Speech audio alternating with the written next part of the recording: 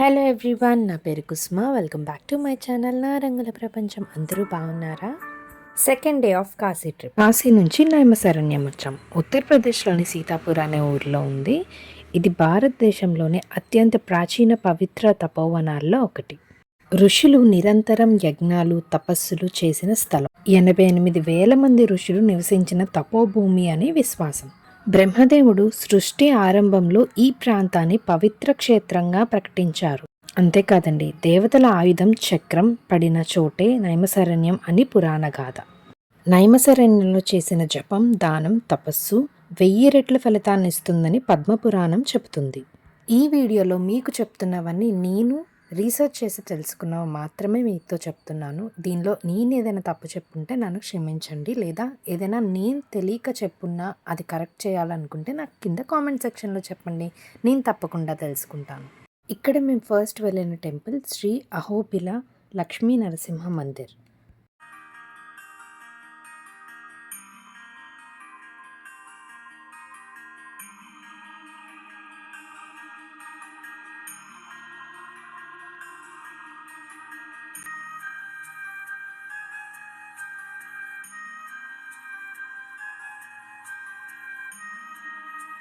ఇక్కడ వీడియో తీయొచ్చో లేదో నాకు తెలీదు, సో నేను వీడియో తీయలేదు. బట్ టెంపుల్ మాత్రం చాలా బాగుంది. అక్కడ నుంచి నెక్స్ట్ మేము వెళ్ళిన ప్లేస్ చక్రతీర్థం. పురాణాల ప్రకారం ఋషులందరూ లోక సంరక్షణకై దీర్ఘకాల యజ్ఞం చేయాలని సంకల్పించారంట. ఆ యజ్ఞానికి అత్యంత పవిత్రమైన స్థలం కావలసి వచ్చిందంట. అందుకు వారు శ్రీ మహావిష్ణువుని ప్రార్థించారంట. అప్పుడు శ్రీమన్నారాయణుడు ఋషులందరికీ దర్శనమిచ్చి ఇలా అన్నారు: నేను నా సుదర్శన చక్రాన్ని భూమిపై విసిరితే అది ఆగిన చోటే అత్యంత పవిత్ర క్షేత్రం అవుతుంది అని చెప్పి తన దివ్యమైన సుదర్శన చక్రాన్ని భూమిపై ప్రయోగించారు. ఆ చక్రం భూమిపై తిరుగుతూ చివరికి ఒక చోట ఆగింది. చక్రం ఆగిన ప్రదేశంలో భూమి చీలి పవిత్ర జలధార వెలిసి ఒక దివ్య తీర్థం అవతరించింది. అదే చక్రతీర్థం. చక్రం ఆగిన ఈ ప్రాంతమే నైమశరణ్యంగా ప్రసిద్ధి చెందింది. ఇక్కడ నిమిషం కాలంలోనే పాపాలు నశిస్తాయని నమ్మకం ఉండడంతో దీనికి నైమిశరణ్యం అనే పేరు వచ్చిందని పురాణాలు చెబుతున్నాయి. చక్రతీర్థంలో స్నానం చేయడం వల్ల యజ్ఞ ఫలితం సిద్ధిస్తుంది, విష్ణు కృప లభిస్తుంది, ఇంకా పాపాలు నశిస్తాయని నమ్మకం.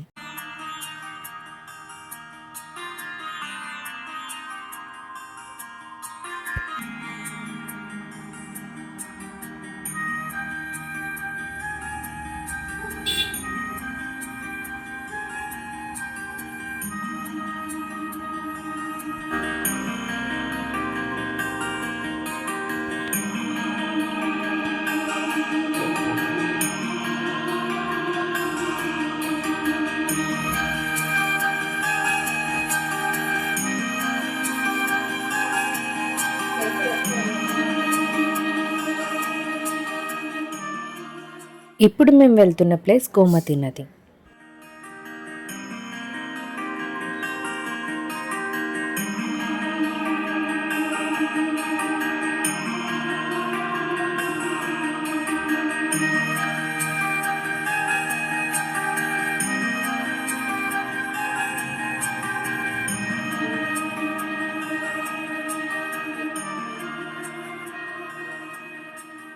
ఇప్పుడు మేము వచ్చిన ప్లేస్ గోమతి నది. గంగా నదిలో స్నానం చేస్తే ఎంత పుణ్యం వస్తుందో నైమశరణ్యంలో ఉన్న గోమతి నదిని దర్శిస్తేనే కూడా అంత పుణ్యం వస్తుందంట.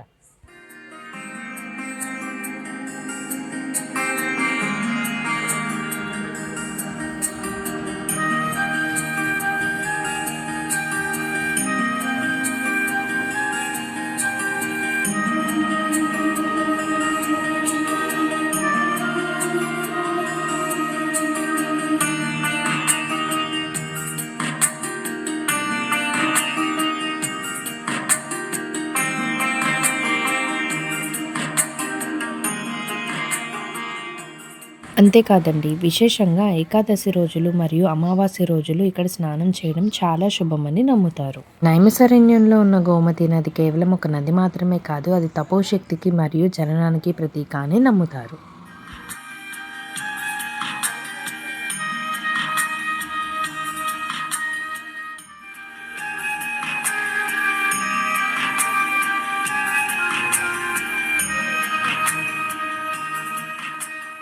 గోమతి నది ఒడ్డునే ఉన్న శివాలయాన్ని కూడా దర్శించుకోండి.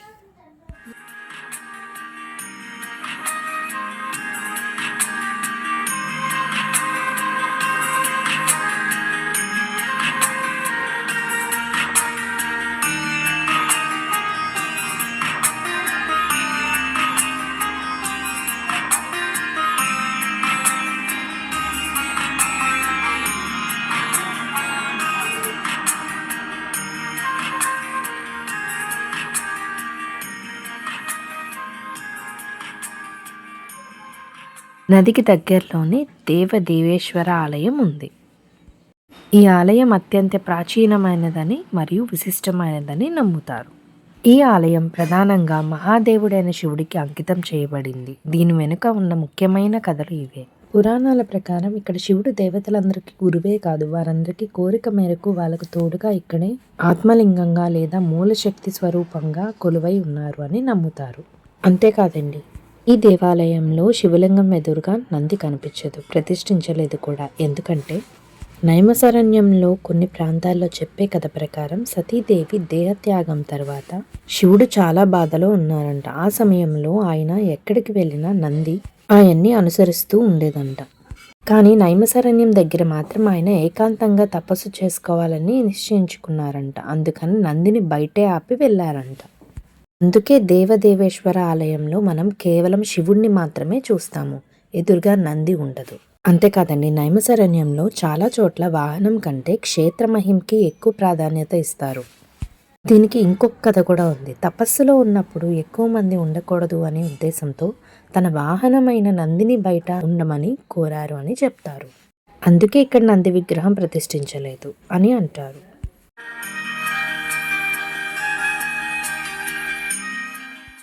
ఇంకొక కథనం ప్రకారం దేవతల పూజలలో మధ్యవర్తి అవసరం లేదు అనే భావనతో నందిని ఎదురుగా ప్రతిష్ఠించలేదు అని పురాణాలు చెబుతున్నాయి. అంతేకాదండి, యజ్ఞ సమయంలో దేవతలందరూ నేరుగా లింగాన్ని దర్శించేవారంట. మరో పురాణ భావన నంది అనేది భక్తి, వినయం, సేవకు ప్రతీక. కానీ దేవదేవేశ్వరుడు సాక్షాత్తు పరబ్రహ్మ స్వరూపం, ధర్మస్థాపనకు ప్రత్యక్షమైన జ్యోతి. అందుకే ఈ ఆలయంలో ధ్యానానికి ఎలాంటి అడ్డంకు లేకుండా భక్తుడు నేరుగా లింగాన్ని దర్శించాలి అనే ఉద్దేశంతో నందిని ప్రతిష్ఠించలేదని చెబుతారు. నంది లేకపోవడం అంటే దేవుడు భక్తుడి మధ్య దూరం లేదు, మధ్యవర్తి అవసరం లేదు, నేరుగా శివస్మరణే మార్గం. ఇది జ్ఞాన మార్గానికి సూచన అని పండితులు చెబుతారు. చక్రతీర్థం దగ్గర ఉండడం వల్ల ఆ శక్తితోనే స్వామి కొలువై ఉన్నారు అని అంటారు. ఇలా చాలా కథలే ఉన్నాయి. వీటిలో ఏది నిజమో ఏది అబద్ధమో నాకు తెలియదు, కానీ నేను తెలుసుకోవడానికి ట్రై చేసినప్పుడు ఇవన్నీ నేను చూసినవి. సో మీరు ఇది కాదు ఇంకొక కథనం ఉంది అంటే ఏది నిజమో నాకైతే తెలియదు, కింద నాకు కామెంట్ చేయండి, నేను తప్పకుండా తెలుసుకుంటాను. దీని తర్వాత వెళ్ళిన ప్లేస్ రుద్రకుండ్. దీన్ని రుద్రావతి తీర్థం అని కూడా అంటారు. ఇది నైమసారణ్యంలో అత్యంత పవిత్రమైన శైవ క్షేత్రంలో ఒకటి.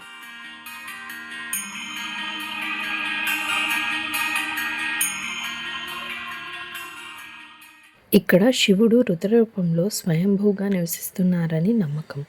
పురాణాల ప్రకారం ఋషులు లోకక్షేమార్థం ఘోర తపస్సు చేసినప్పుడు శివుడు వారి తపస్సుకి ప్రసన్నుడై నీటి రూపంలో రుద్రుడిగా అవతరించారని నమ్ముతారు.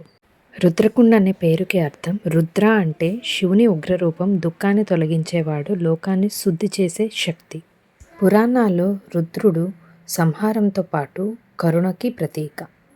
కుండ్ అంటే నీరు నిల్వ ఉండే పవిత్ర స్థలం, యజ్ఞాలు, తీర్థస్నానాలకి ఉపయోగించే ఆవరణ. శివుడు తన శక్తిని నీటి రూపంలో ప్రదర్శించిన పవిత్ర తీర్థం అని నమ్ముతారు. ఆవర్తం అంటే చక్రంలా తిరగటం. ఈ కుండంలో నీరు నిత్యం తిరుగుతూ ఉండడం వల్ల రుద్రావర్తం అని కూడా అంటారు. రుద్రకుండంలో నిజంగా శివ సాన్నిధ్యం ఉందా అని అప్పుడు వారు శాస్త్రోక్తంగా ఒక పరీక్ష చేయాలని నిర్ణయించి ఋషులు తాజా పూలు, పళ్ళు, మంత్రోచ్చారణతో రుద్రకుండలో సమర్పించారు. అద్భుతం ఏంటంటే ఆ ఫలం నీటి మీద తేలకుండా చక్రంలా తిరుగుతూ క్రమంగా నీటిలో కలిసిపోయాయి. బయటకు రాలేదు, కిందకి పడలేదు. అప్పుడు ఋషులు ఆశ్చర్యంతో చెప్పారంట, ఇది సాధారణ నీరు కాదు, ఇది రుద్రుడి స్వరూపం అని. అందుకే సమర్పణ నేరుగా శివుడికి చేరింది అని అప్పటి నుంచి నమ్ముతారు. రుద్రకుండలో వేసే ఫలం, పూలు, ద్రవాలు ఇవన్నీ శివుడే స్వీకరిస్తాడని ఈ తీర్థానికి రుద్రావర్తం అనే పేరు వచ్చింది. కిందకు వెళ్ళిన ఫలం దేవుడు స్వీకరిస్తే పైకి తేలిన ఫలం మనం ప్రసాదంగా తీసుకోవచ్చు. పాలు, మారేడు ఆకు, పళ్ళు ఇలా ఏవి వేసినా శివుడికే చేరుతుంది. శివుడికి చేసిన సమర్పణ ఎక్కడికి పోదు, భక్తితో ఇచ్చింది నేరుగా శివతత్వంలోనే లీనమవుతుందని నమ్ముతారు. ఓం త్రిదలం త్రిగుణాకారం త్రినేత్రం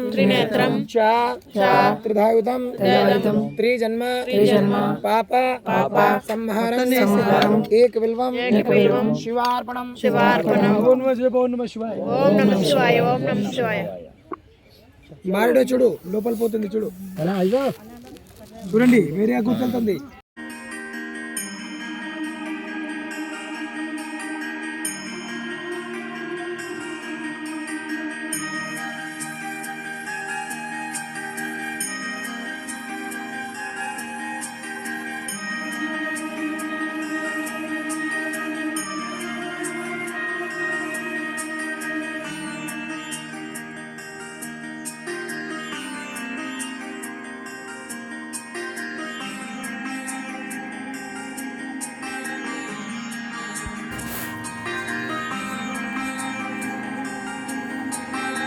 పైకి తెలుతుంది, మీరు తినండి సరేనా.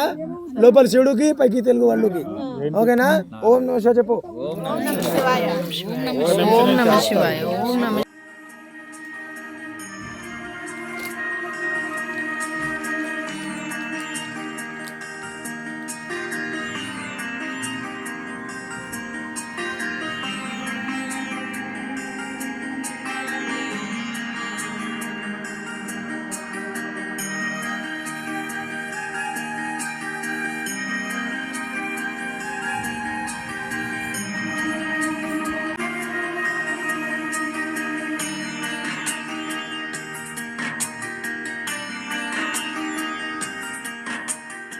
అంతేకాదండి, రుద్రకుండ దర్శనం కాశీ దర్శనంతో సమానమని కొందరు నమ్ముతారు. ఇక్కడ ఓం నమః శివాయ అని జపం చేస్తే జపఫలం వేగంగా కలుగుతుందని విశ్వాసం. ఇది సహజమైన అద్భుతమని, శాస్త్రవేత్తలకు ఆశ్చర్యం కలిగించే విషయం. నీరు ఎక్కడి నుంచి వస్తుందో, ఎక్కడికి పోతుందో ఇప్పటికీ రహస్యమేనంట. రుద్రకుండలో స్నానం చేస్తే పాపనాశనం, మానసిక శాంతి, శివ అనుగ్రహం లభిస్తుందని నమ్మకం. ముఖ్యంగా అమావాస్య, మహాశివరాత్రి, సోమవారం రోజుల స్నానం అత్యంత ఫలప్రదం అని నమ్ముతారు.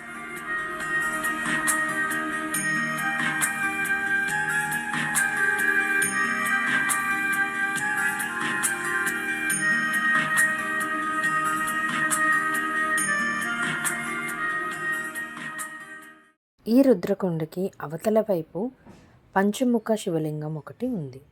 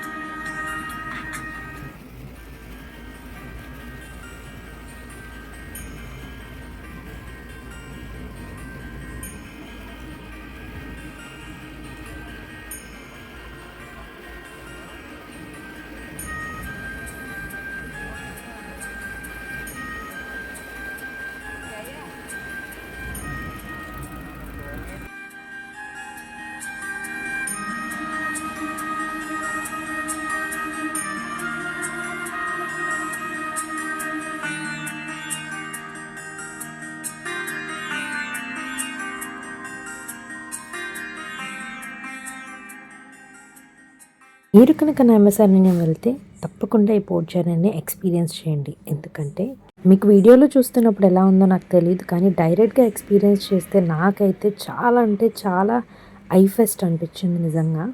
ఈ బోట్, ఆ వాటర్, ఇంకా అక్కడక్కడ ఎగురుతున్న కొంగలు, చుట్టూ చెట్లు. నేను ఈ ఎక్స్పీరియన్స్ని అస్సలు మర్చిపోలేను. మీరు కూడా ఇది ఎక్స్పీరియన్స్ చేయాలంటే ఫ్యామిలీతో ఒక ట్రిప్ వేసేయండి.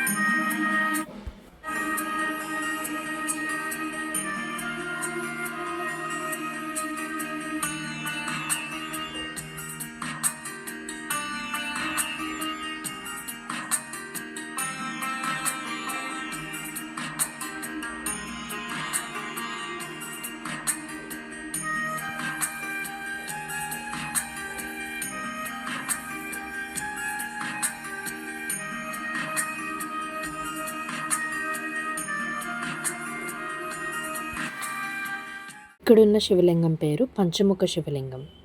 పంచముఖ అంటే ఈస్ట్, నార్త్, వెస్ట్, సౌత్ ఇంకా అప్వర్డ్స్. ఈస్ట్ సద్గుజముఖం అంటే సృష్టికి ప్రతీక, కరుణ, శాంతి, భక్తులకు ఆశీర్వాదం. నార్త్ వామదేవ ముఖం అంటే రక్షణ, సౌమ్యత, జ్ఞానం, వైవం. సౌత్ అఘోర ముఖం అంటే పాపనాశనం, భయాన్ని తొలగించే శక్తి అని అర్థం. వెస్ట్ తత్పురుష ముఖం అంటే తపస్సు, వైరాగ్యం ఇంకా ఆత్మజ్ఞానం. అప్వర్డ్ ఈశాన్య ముఖం అంటే మోక్షానికి మార్గం, పరబ్రహ్మతత్వం. ఈ 5 ముఖాలు కలిసి పంచభూతాలు, పంచాకృత్యాలని సూచిస్తాయి అని ఈ లింగానికి అర్థం.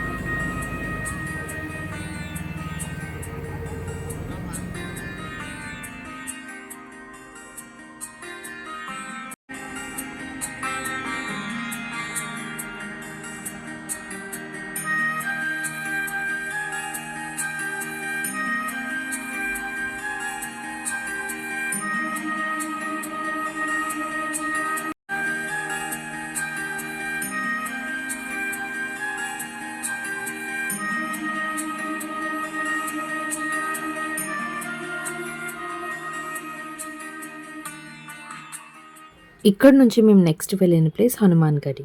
ఇక్కడ హనుమంతుడు సుమారు 12 అడుగుల ఎత్తులో భారీ కాయంతో దర్శనమిస్తారు.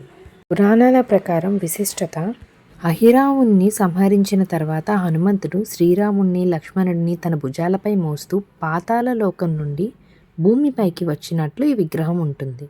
ఈ విగ్రహం భూమి నుండి ఉద్భవించిందని, రోజు రోజుకి కొద్ది కొద్దిగా పెరుగుతుందని భక్తుల నమ్మకం. ఇది స్వయంభూ విగ్రహం. అక్కడి నుంచి ఇప్పుడు ఇంకొక ప్లేస్కి వచ్చాం. ఇది వ్యాస్ ఖాడి. వేదవ్యాస మహర్షి కురుక్షేత్ర యుద్ధం తర్వాత కలియుగ ప్రభావం మొదలవుతున్న తరుణంలో మానవాళికి జ్ఞానాన్ని ప్రసాదించడానికి వ్యాస మహర్షి ప్రాంతాన్ని ఎంచుకున్నారు. వ్యాస మహర్షి ఈ గద్దెపై కూర్చొని అనంతమైన వేదరాశిని 4 భాగాలుగా ఋగ్వేదం, యజుర్వేదం, సామవేదం, అథర్వణ వేదం విభజించారు. అందుకే ఆయనకు వేదవ్యాసుడు అనే పేరు వచ్చింది. పురాణాల ప్రకారం 18 పురాణాలు, మహాభారతం మరియు శ్రీమద్ భాగవతాన్ని వ్యాస మహర్షి ఇక్కడే క్రోడీకరించారని ప్రతీతి. అంతేకాదండి, 5000 ఏళ్ల నాటి పురాతన మర్రి చెట్టు ఉంది. ఈ చెట్టు కింద కూర్చొని వ్యాస మహర్షి తన రచనలు చేశారని భక్తుల నమ్మకం. అంతేకాకుండా జ్ఞానానికి చిహ్నంగా భావిస్తారు. ఇప్పుడు మీరు చూస్తున్న ప్లేస్ శ్రీ లలితాదేవి ఆలయం, లింగధారిణి శక్తిపీఠం. పురాణాల ప్రకారం దక్ష ప్రజాపతి నిర్వహించిన యజ్ఞంలో శివుడికి జరిగిన అవమానాన్ని భరించలేక సతీదేవి తనను తాను అగ్నికి ఆహుతి చేసుకుంటుందంట. శివుడు ఆగ్రహంతో సతీదేవి పార్థివ దేహాన్ని భుజాన వేసుకుని ప్రళయతాండవం చేస్తుండగా లోక కళ్యాణం కోసం విష్ణుమూర్తి తన సుదర్శన చక్రంతో ఆ దేహాన్ని ఖండాలుగా చేస్తారు. ఆ సమయంలో సతీదేవి హృదయ భాగం పడిన ప్రాంతమే ఈ నైమిషారణ్యం అనే భక్తుల నమ్మకం. అందుకే ఇది అష్టాదశ శక్తి పీఠాల్లో ఒకటిగా వెలుగొందుతుంది. అంతేకాదండి, నైమిషారణ్యం క్షేత్ర పురాణం ప్రకారం ఇక్కడ దేవి శివలింగాన్ని తన చేతిలో ధరించి ఉంటుంది. అందుకే ఈమెని లింగాధారిణి లలితాదేవి అని పిలుస్తారు. శక్తి మరియు శివుడు ఇక్కడే విడదీయలేని విధంగా కలిసి ఉన్నారని చెప్పడానికి ఇదొక సంకేతం. ఇక్కడ దేవిని దర్శించుకుంటే సకల పాపాలు నశిస్తాయని, మనశ్శాంతి కలుగుతుందని భక్తుల నమ్మకం. అమ్మవారి విగ్రహం వెనుక శివలింగం ఉండటం ఇక్కడ ప్రత్యేకత అని కూడా అంటారు. మీరు కనుక నా ఛానల్ని ఫస్ట్ టైం చూస్తున్నట్టయితే నా ఛానల్ని సబ్స్క్రైబ్ చేసుకోండి. ఒకవేళ మీరు ఆల్రెడీ ఎగ్జిస్టింగ్ ఫాలోవర్ అయితే నా ఛానల్ని సపోర్ట్ చేస్తున్నందుకు థ్యాంక్ యూ సో మచ్. నేను ఈ వీడియోలో చెప్పినవన్నీ నేను రీసెర్చ్ చేసి తెలుసుకున్నవి మాత్రమే మీతో షేర్ చేసుకుంటున్నాను. నాలాగా ఫస్ట్ వెళ్ళే వాళ్ళకి యూజ్ అవుతుందని. నేను తప్పు చెప్పుంటే కింద కామెంట్ సెక్షన్లో తెలియజేయండి, నేను తప్పకుండా తెలుసుకుంటాను. నేను చేసిన వీడియో మీకు నచ్చినట్టయితే మీ ఫ్రెండ్స్ అండ్ ఫ్యామిలీ మెంబర్స్కి షేర్ చేయండి. అండ్ అలా చూసి ఊరుకోకుండా ప్లీజ్ లైక్ కూడా కొట్టండి. Thank you so much for watching my video till then. Subscribe to my channel, Na Rangala Prapancham. See you in the next video.